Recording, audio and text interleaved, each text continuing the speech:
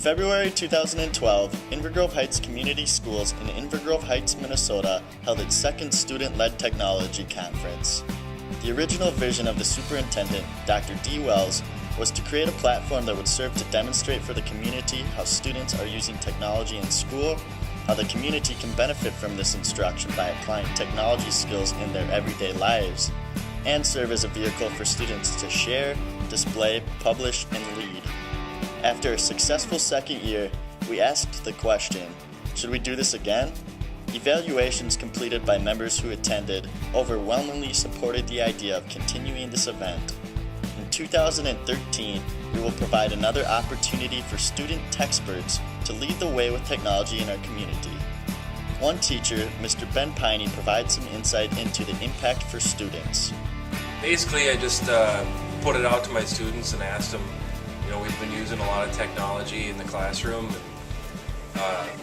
that the superintendent kind of wanted them to teach the community what they'd been doing in the classrooms. We brainstormed all the things that we've done in the classroom. We had things like making math movies. We had using iPods.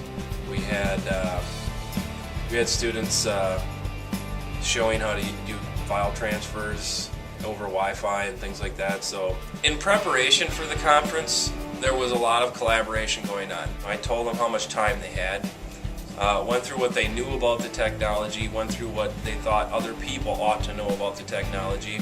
It was kind of a spontaneous give and take on the day of. When one child had a really good answer to one of the questions from the audience, that child would just step up, and it was neat to see them in a new environment. You could just tell it was a little bit different than the regular classroom. They knew how to do this stuff, but just having an audience, it was like it just raised the level of intensity for them.